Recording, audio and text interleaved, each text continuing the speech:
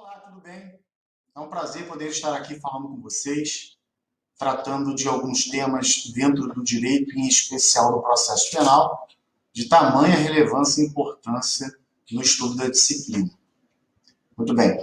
Meu nome é Thiago Minager, sou advogado aqui no estado do Rio de Janeiro, no Brasil, sou professor de processo penal, sou doutor e mestre em processo penal pela Universidade Estácio de Sá e estou, no momento, cursando estágio de pós-doutoramento na Universidade Federal do Rio de Janeiro. Pois bem, o que me proponho aqui é debater com vocês e apresentar aquilo que tenho pesquisado, estudado e, de certa forma, esperar algum retorno no sentido de concordância, discordância e debate sobre esse assunto, né?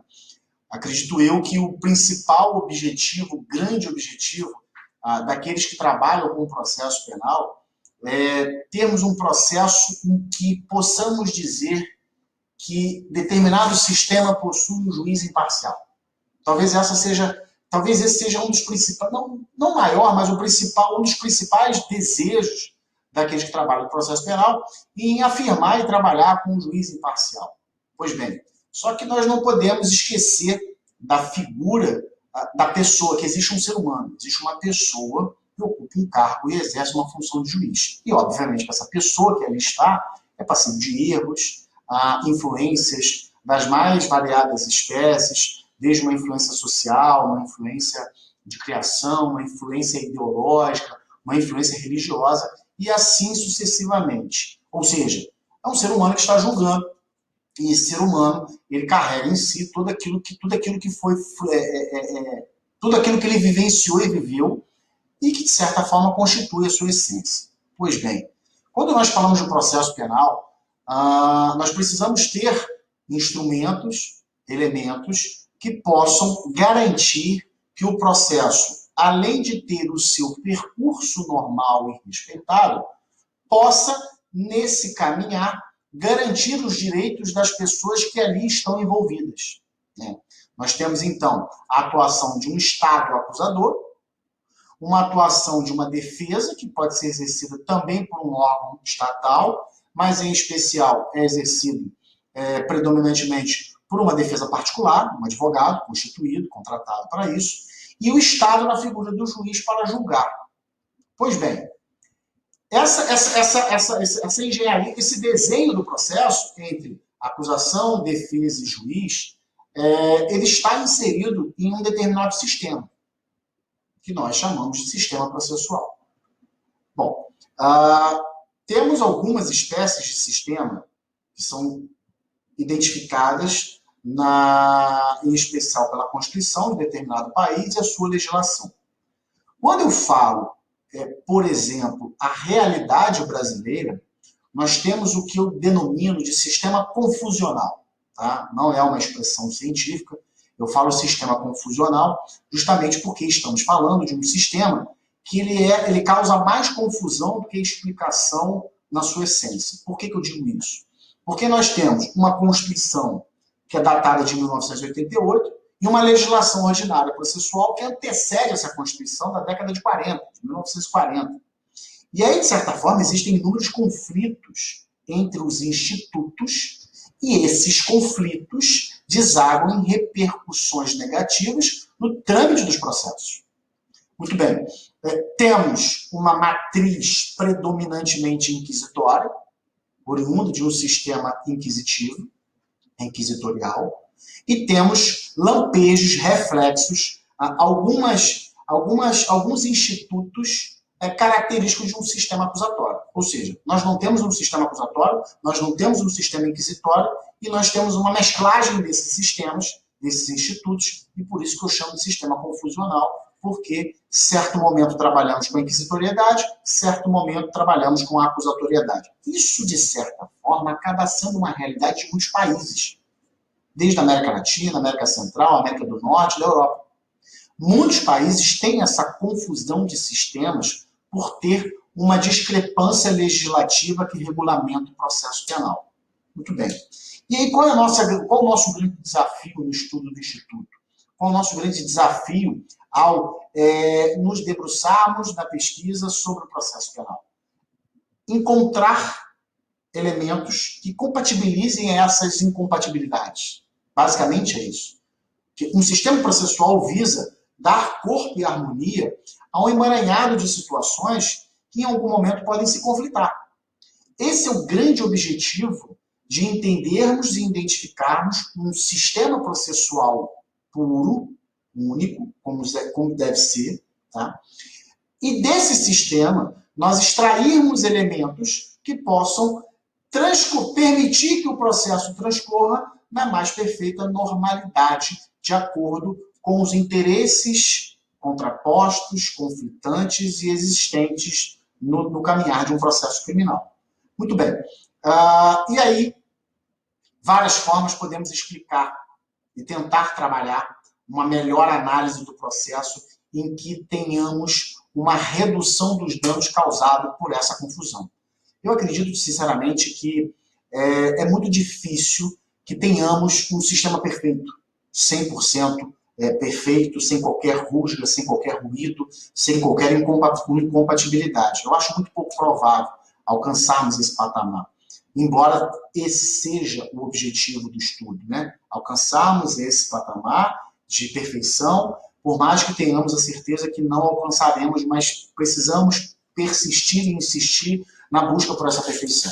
Então, eu acredito que um processo penal hoje estruturado de forma compatível com a Constituição, compatível com os tratados internacionais, é um trabalho árduo de redução de danos, né, de redução de erros, de redução de violações de direitos que o processo pode vir a perpetrar, ocorrer, praticar e assim sucessivamente. Pois bem, e nesse caminhar, em toda essa análise, eu comecei a trabalhar a questão da oralidade. Muito se fala no princípio da oralidade, pouco se explica o princípio da oralidade, pouco se compreende a sua real influência e repercussão no campo do processo penal. O primeiro ponto que eu quero deixar muito claro aqui com vocês e explicar é que a oralidade não se confunde com a oratória. Nós não estamos aqui trabalhando um processo penal em que as partes tenham boa fala, boa dicção, entonação e assim sucessivamente. Não estamos falando de oratória. Quando eu falo de oralidade, basicamente eu quero falar de uma metodologia de trabalho onde o processo será desenvolvido, os atos processuais serão praticados na sequência previamente determinada, porém de forma oral. Muito bem. Tentando agora explicar melhor essa questão da oralidade dentro do contexto do processo penal. Tradicionalmente, pelo mundo afora, nós temos um processo que ele é um processo escrito, um processo sigiloso, um processo documentado, um processo burocrático. A máquina estatal em todos os países desse mundo, ela de certa forma carrega essa pecha, esse peso de que é algo burocrático, algo demorado, algo que não funciona em sua plenitude. Muito bem. Então, tradicionalmente, né, no mundo afora, nós temos os processos escritos, as petições elaboradas, escritas, impressas, entregues, analisadas, lidas, decisões que constam com, sabe-se lá, 100, 200, 300 mil páginas, explicando todo um contexto, etc, etc. Pois bem, essa forma de trabalhar, que o processo penal, de certa forma, carrega na sua essência, é uma forma que permite e viabiliza inúmeras violações de direitos, tanto dos envolvidos, quanto do próprio Estado, quando o processo não tem o seu curso correto. Por que eu digo isso? Quando nós temos uma questão burocrática escrita, primeiro, tudo é muito mais demorado. Abre-se prazo para a apresentação dos memoriais, abre-se prazo para que as partes se manifestem por escrito, e aí vem todo aquele trabalho, que não é um trabalho dispensável, é um trabalho muito bem feito, mas que, de certa forma, precisa ser otimizado. Vai para uma parte, apresenta seus memoriais, vai para outra parte, apresenta seus memoriais, vai para o juiz, que terá que ler todos aqueles memoriais, todas aquelas páginas apresentadas pelas partes, e vai proferir uma decisão também, talvez, quem sabe, com 3 vezes mais conteúdo do que aquilo que foi apresentado pelas duas partes, acusação e defesa. Muito bem. Isso gera inúmeros problemas. Por quê? Primeiro, demora na prestação da tutela jurisdicional, possibilidade de delegação de funções essenciais, como, por exemplo, do julgador, onde muitas vezes quem profere a decisão não é o próprio julgador, e sim sua assessoria, que prepara toda a decisão, e o julgador apenas confirma se está correto, se concorda ou não. Tem a questão da demora, tem a questão da burocracia, tem a questão da impessoalidade, quando você trabalha apenas com papel, apenas com prazos, apenas com metas e assim sucessivamente. Bom, a metodologia de trabalho que a oralidade pode implementar num processo penal, ela vem superar toda essa burocracia. Né? Nós temos o quê? Todas as alegações, afirmações e requerimentos a serem formulados, seja pela acusação, seja pela defesa, na verdade, será precedido por um requerimento de audiência. Onde, por exemplo, o órgão do Ministério Público, a Fiscalia, pretende requerer a prisão preventiva de um determinado investigado ou acusado. Esse órgão acusador irá requerer uma audiência.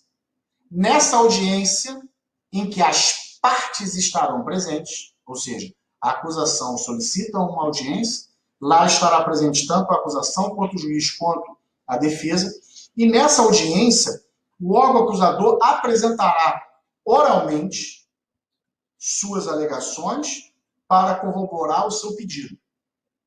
Imediatamente, é dada a palavra à defesa para impugnar, modificar, concordar, ou seja, a defesa irá se manifestar instantaneamente após a fala da acusação e após esse embate dialógico entre os envolvidos, os interessados, onde a acusação fala, a defesa fala, e isso sim é um processo dialógico, um processo de partes e debates, imediatamente após, o juiz terá que proferir a sua decisão, também oral nessa própria audiência.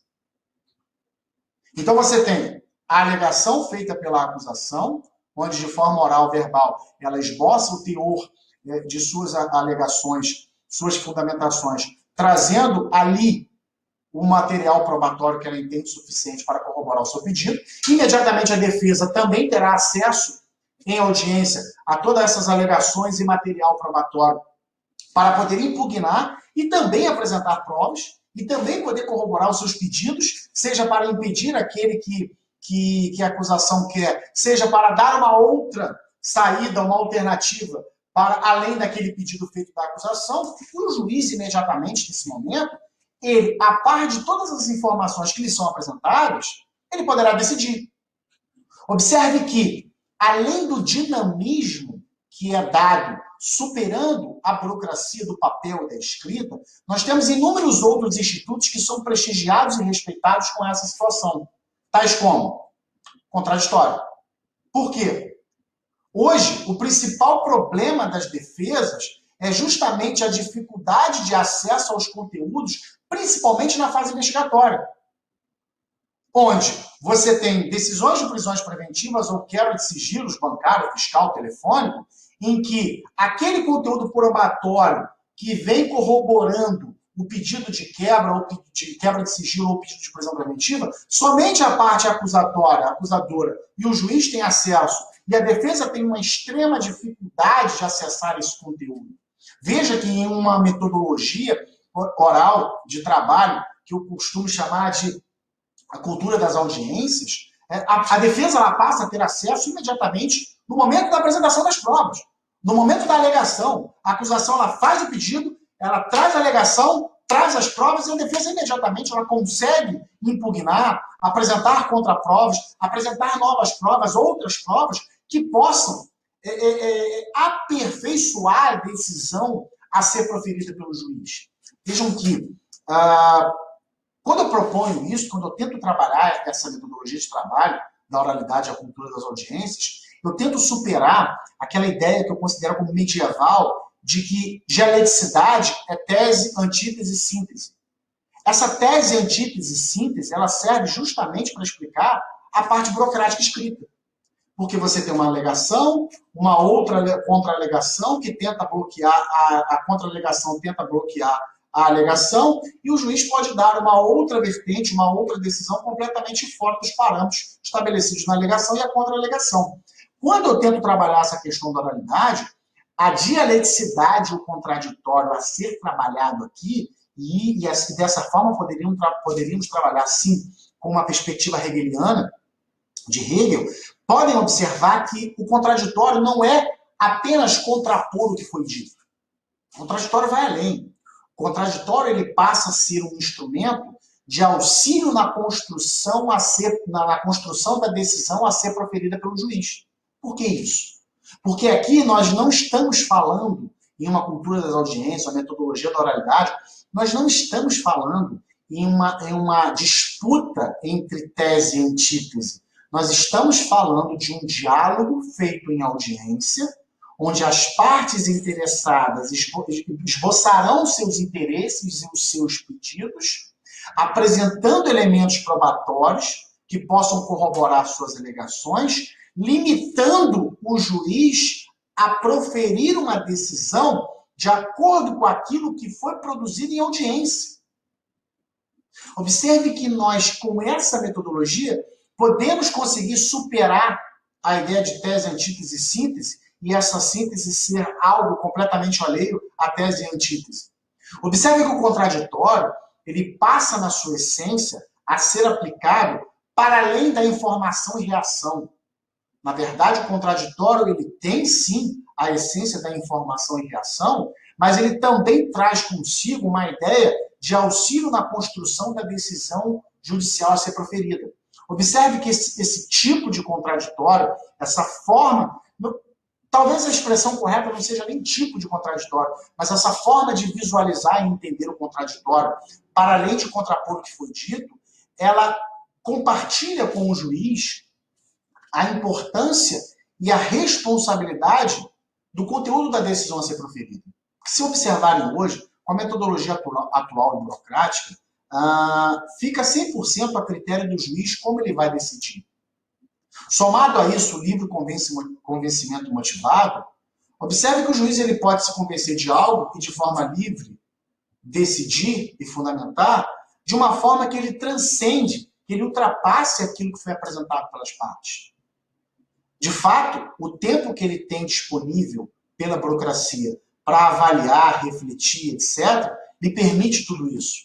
Quando nós falamos de uma metodologia de trabalho pela oralidade, onde a cultura das audiências se faz predominante e ela traz toda essa perspectiva de participação, observem que é realçada a importância e a forma de atuação, primeiro, da acusação, segundo, da defesa, porque as partes param, elas deixam de lado a ideia de fazer memoriais extensos, cansativos, e trazer uma infinidade de documentos para tentar convencer do que está sendo alegado, e elas são alçadas a um novo patamar de atuação, onde, na verdade, a sua forma de agir, a sua forma de atuar, ela passa a ser algo que contribui e ajuda a construir a decisão a ser proferida. Pois as partes começam a alegar, contrapor, não uma bloqueando a outra, mas apenas aperfeiçoando o conhecimento sobre o fato a ser discutido. É uma alegação, outra alegação, que ao invés de se contrapor e de gladiar, lutar uma com a outra, elas tornam um campo limitativo de atuação da decisão judicial, para quando o juiz for analisar naquele momento e também de forma oral e imediata, proferir a sua decisão, ele encontra parâmetros limitativos para a sua decisão. E observem que isso corrobora o que precisamos parar para pensar e reanalisar e ressignificar os fundamentos do processo penal e os fundamentos dos fundamentos do processo penal. Por que eu digo isso? Hoje nós precisamos parar para pensar que duas perguntas devem ser respondidas e ressignificadas com relação à sua resposta para compreender melhor o processo penal. A primeira, qual a natureza jurídica do processo penal? E a segunda, qual a finalidade do processo penal? Por que eu digo isso? No passado, num sistema predominantemente inquisitivo, inquisitório, nós tínhamos uma concepção de processo penal que a natureza do processo era um direito subjetivo de punir do Estado. A natureza jurídica do processo penal, os fundamentos dos fundamentos do processo penal, era um direito subjetivo de punir do Estado. Pois bem, dentro dessa perspectiva medieval, nós tínhamos uma finalidade do processo penal, ou seja, os fundamentos dos fundamentos do processo penal, a natureza jurídica seria e era um direito subjetivo de punir do Estado, e a finalidade do processo penal, que seriam os fundamentos do processo penal, seria o quê? O processo penal é um instrumento de aplicação da lei penal. Veja, os fundamentos, instrumentos de aplicação da lei penal, os fundamentos dos fundamentos, direito subjetivo de punir do Estado, eles ditavam o rumo a ser trilhado pelo processo.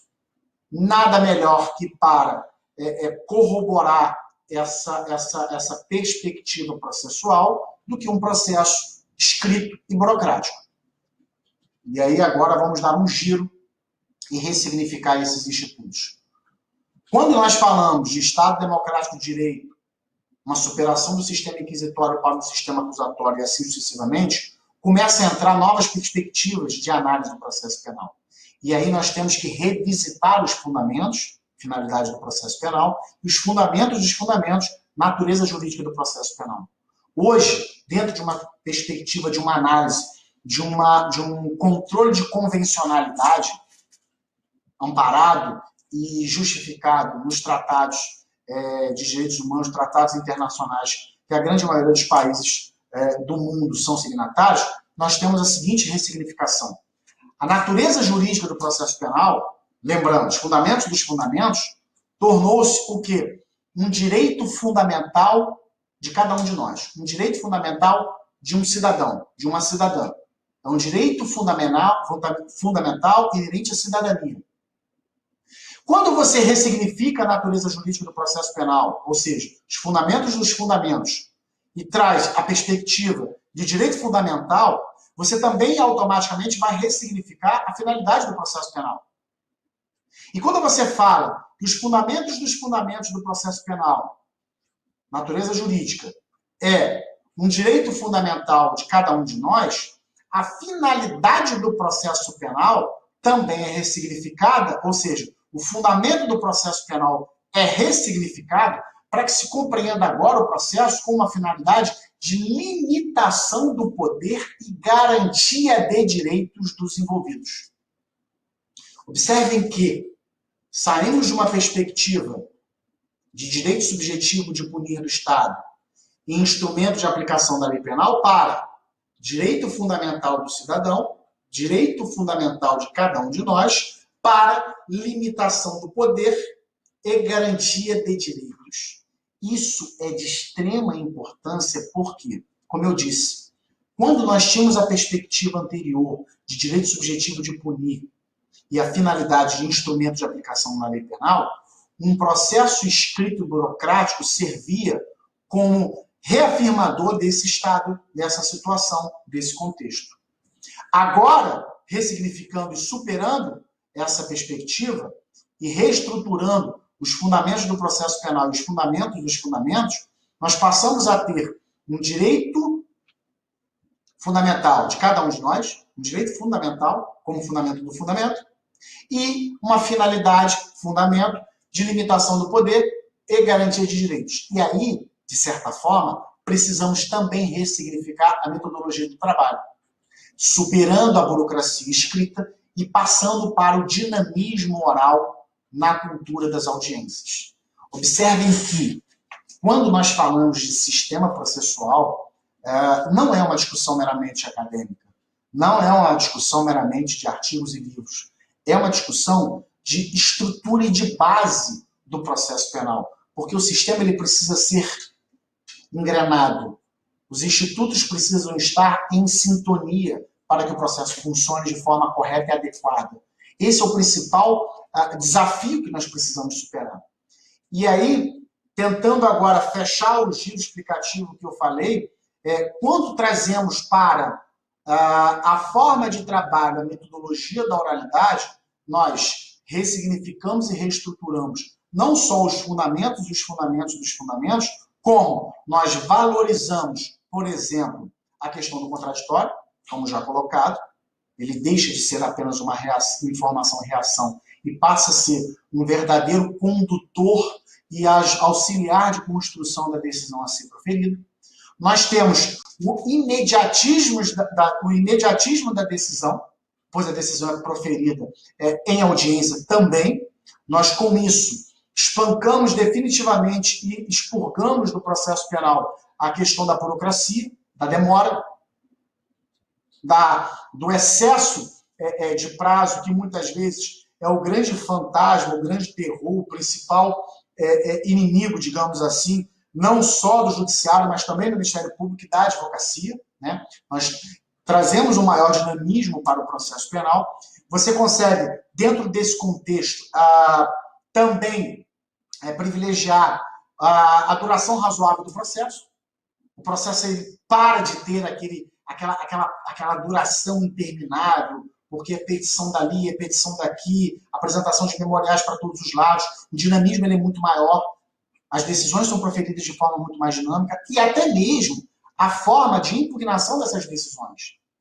É necessário também toda uma reestruturação do sistema recursal para que ele se adeque a essa metodologia oral, a essa metodologia de trabalho da oralidade. Pois bem, nós, dentro desse contexto, também superamos essa ideia da delegação de funções essenciais, ou seja, aquele que julga, ele não mais poderá delegar para a sua assessoria a responsabilidade das decisões a serem proferidas, porque essa decisão tem que ser proferida em audiência e entre as partes, e de acordo com aquilo que as partes trouxeram para o processo, para aquela audiência, para aquela finalidade. Então, se vocês pararem para observar, a metodologia de trabalho apresentada e até mesmo como proposta de reformulação do processo penal, do sistema processual penal, ela tende a nos dar tamanho aperfeiçoamento da máquina processual, daquilo que nós temos como processo, né? Nós temos aqui, e de certa forma, isso tem um impacto em todos os setores, né? Por exemplo, os grandes problemas dos tribunais, seja o tribunal de apelação, os tribunais de segunda instância, os tribunais que exercem e garantem o segundo grau de jurisdição, hoje, a grande massa de recursos e habeas corpus que são impetrados é justamente para questionar violações que a burocracia escrita permite, o sigilo permite. Onde a metodologia da oralidade e da forma de trabalho na cultura das audiências vai, de certa forma gradativa, superar essas violações. Observem que dentro de um contexto, de uma metodologia de trabalho com base na oralidade pela cultura das audiências, nós superamos as questões probatórias que a defesa não tem acesso. Por quê? Porque dentro da metodologia de trabalho da cultura das audiências, todas as provas precisam ser apresentadas em audiência para justificar o requerimento. Nada pode ser produzido por fora e apresentado depois para justificar o que já foi pedido. Pelo contrário, as provas elas devem ser apresentadas naquele ato processual e oral. Nós superamos aqui, de certa forma, inúmeras violações que são os grandes argumentos utilizados, em especial pela própria defesa, no que se refere aos recursos e habeas corpus impetrados nos tribunais, para garantir acesso a provas ou elementos probatórios ou informativos produzidos na fase de investigação, para ter acesso ao conteúdo probatório que ensejou uma prisão preventiva. Tudo isso começa a ser superado e nós precisamos caminhar para essa ressignificação desses institutos, dessas, como é que eu vou dizer, dessas metodologias de trabalho que, de certa forma, devem ser superadas, que, de certa forma, não mais condizem com uma realidade dentro de um Estado democrático de direito, dentro do que se fala de um controle de convencionalidade dos tratados internacionais cujos países são signatários. O que nós pretendemos não é, de certa forma, abandonar o registro escrito dos atos praticados. Observem que não é isso, né? A fala, a oralidade, ela não elimina ou exclui a escrita e a documentação dos atos ou do próprio processo.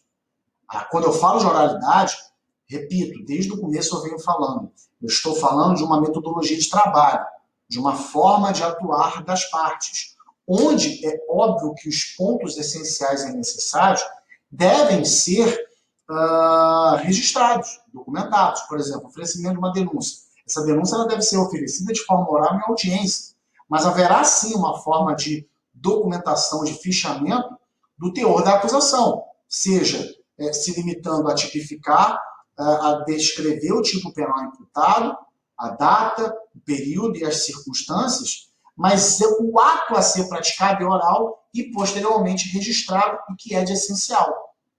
Observem que não estou aqui pregando, ou propondo, ou de certa forma, querendo retirar a documentação escrita dos processos. Muito pelo contrário. Na verdade, eu quero ressignificar a forma e a metodologia de trabalho. Por isso que eu falo em metodologia de trabalho. Na verdade, ressignificar o procedimento, a forma pela qual os atos são praticados, substituindo a burocracia escrita pelo dinamismo oral. E isso requer, de certa forma, uma realocação. Como nós estamos falando de ressignificação, nós também precisamos falar de uma realocação da atuação dos personagens, dos sujeitos processuais. Né? Sujeito processual julgador, sujeito acusador e o sujeito defensor. Então, o juiz, Ministério Público, Fiscalia, com a advocacia, defensoria. Essas partes elas começam a assumir os seus respectivos protagonismos do processo. A acusação ela passa a ser dela exigido maior,